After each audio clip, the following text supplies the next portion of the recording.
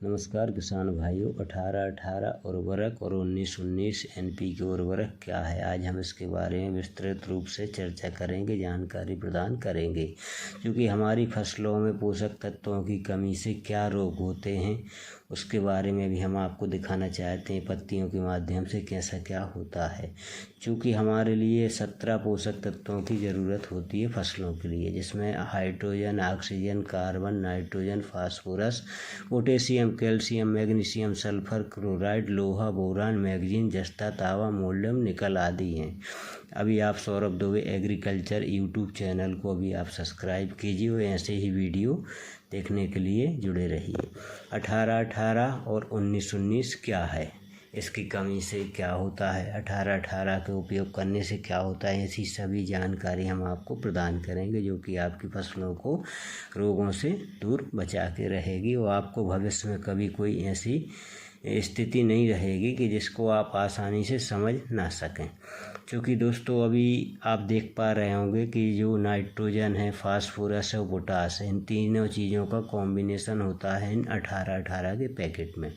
18% nitrogen होता है, 18% phosphorus होता है और 18% पोटास होता है।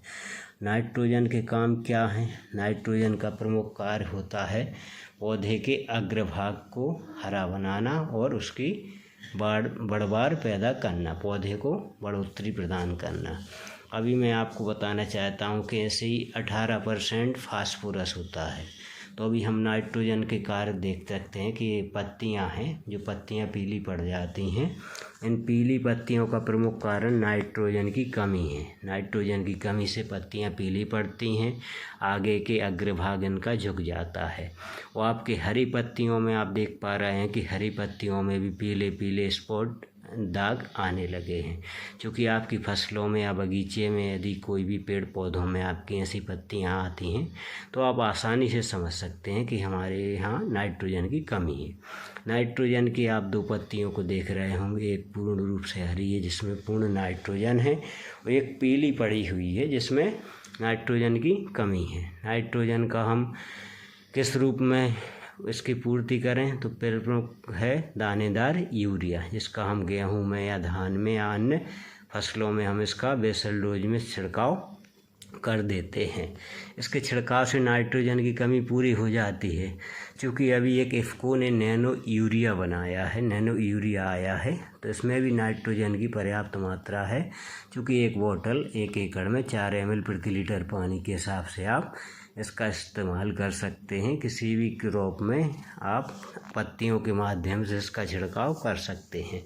आप देख पा रहे होंगे कि अभी ये ड्रोन के माध्यम से नैनो यूरिया का छिड़काव किसानों के यहाँ खेतों में किया जा रहा है, जिसके समय समय पर डेमोस्ट्रेशन कृषि विभाग द्वारा या अन्य विभागों द्वारा इसका परीक्षण होता रहता है सभी देखरेख में। अभी सर्वप्रथम बात करेंगे कि हम नाइट्रोजन की कमी के लिए हमने फसल में यूरिया या नैनो यूरिया का स्प्रे कर दिया। अब फास्फोरस के लिए नैनो DAP है। DAP का प्रमुख काम होता है फास्फोरस, जिसको हम DAP बोलते हैं अपनी भाषा में। तो DAP क्या होता है, इसमें 18 में 18% होता है, NPK 19-19 में 19% फास्फोरस होता है।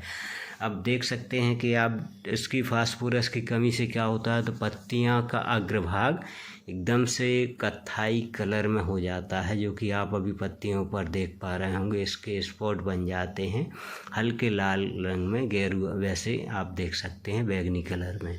आपके यदि बगीचे में या आपकी अन्य फसलों में यदि आपके ऐसे पत्ते दिखाई देते हैं, जो आपके हरे पत्ते हैं उन पर ऐसे स्पॉट आ रहे हैं, तो आप आसानी से समझ सकते हैं कि हमारी फसल में फास्फोरस की कमी है। फास्फोरस की कमी के लिए आप DAP आता है तो आप लिक्विड में और दानेदार में, तो आप उसका स्प्रे कर सकते हैं। आप अपनी फसल को आसानी से इस फास्फोरस की कमी से निजात दिला सकते हैं। क्योंकि फास्फोरस की कोई कमी ऐसे नहीं है कि आप उसको दूर ना कर सकें।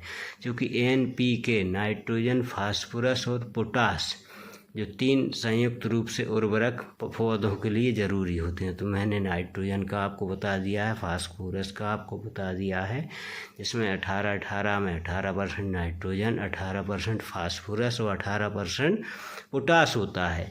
इसी प्रकार NPK 19-19 में 19% नाइट्रोजन, 19% फास्फोरस और 19% पोटास है। अब पोटास की बात करें तो देख सकते हैं कि आप ये टमाटर का पौधा है, टमाटर में पोटास की कमी से इसमें सड़ने लगती हैं पत्तियां। आप इसकी पत्तियां हैं, शाखाएं हैं, आप इसको अभी देख सकते हैं कि पोटास की कमी से सबसे ज़्यादा स्प्रेडर इस पोटास की कमी से तथा अन्य पोषक तत्वों की कमी से पौधे की पत्ती पीली, नुकीली और किनारे से झुलस जाती हैं, या गन्ने आदि के जो फुटाव फैलाव होते हैं उनमें पोटास की कमी पूरी करती हैं। आप अग्रभाग को देखिए पत्ती की, जिसमें पीलापन आ रहा है और नीचे की तरफ झुक जाती हैं, टमाटर है।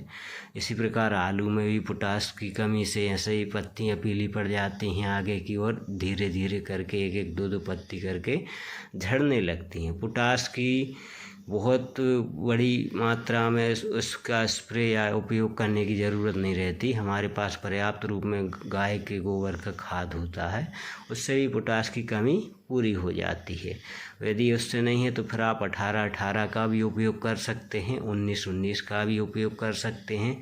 दोनों में से कोई भी ऐसा नहीं है कि हम किसी एक का उपयोग करें, तो दोनों में सिर्फ 1% का अंतर होता है, जिससे आपका पौधा हरा भरा स्वस्थ रहेगा और आपको कभी भी ऐसे आगे कोई भी शिकायत नहीं आएगी, क्योंकि तीनों प्रमुख रूप से पोषक तत्व पौधों के लिए आवश्यक होते हैं।